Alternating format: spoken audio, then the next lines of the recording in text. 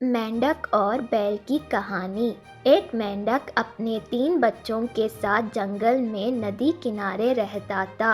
उन चारों की दुनिया जंगल और नदी तक ही सीमित थी। बाहरी दुनिया से उनका कोई वास्ता नहीं था। खाते पीते बड़े आराम और मज़े से उनका जीवन कट रहा था। मेंढक अष्टपुष्ट था। उसके बच्चों के लिए वह दुनिया का सबसे विशालकाय जीव था। वह रोज़ उन्हें अपनी बहादुरी के किस्से सुनाता और उनकी प्रशंसा पाकर फुला नहीं समता था। एक दिन मेंढक के तीनों बच्चे घूमते घूमते जंगल के पास स्थित एक गांव में पहुंच गए। वहां उनकी दृष्टि एक खेत में चरते हुए बैल पर पड़ी। इतना विशालकाय जीव उन्होंने पहले कभी नहीं देखा था। वे कुछ डरे, किंतु उसकी विशालकाय को देखते रहे। तभी बैल ने ऊंकार भरी और मेंढक के तीनों बच्चे डर के मारे उल्टे पांव भागते हुए अपने घर आ गए। बच्चों को डरा हुआ देखकर जब मेंढक ने कारण पूछा तो उन्होंने विस्तार पूर्वक बैल के बारे में बता दिया। इतना बड़ा जीव हमने आज तक पहले कभी नहीं देखा। हमें लगता है दुनिया का सबसे विशालकाय जीव आप नहीं, वह है।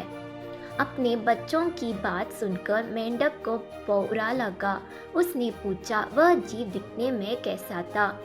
उसके 4 बड़े बड़े पैर थे, एक लंबी सी पूंछ थी, 2 नुकीले सींगे थे।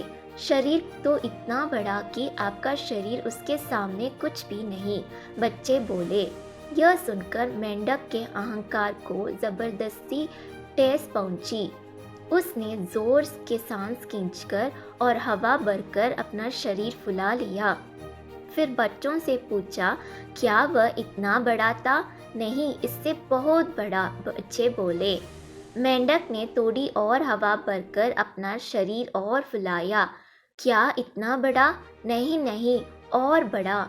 मेंढक ने जंगल के बाहर कभी कदम ही नहीं रखा था।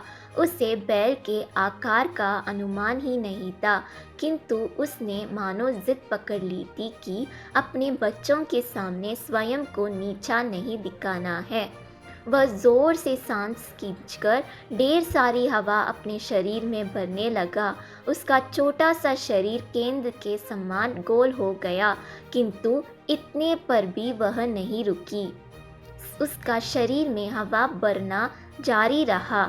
उसने इतनी सारी हवा अपने शरीर में भर ली कि उसका शरीर वहां संभाल नहीं पाया और फट गया। अपने अहंकार में मेंढक के प्राण पखेरु उड़ गए। सीख: अहंकार पतन का कारण है।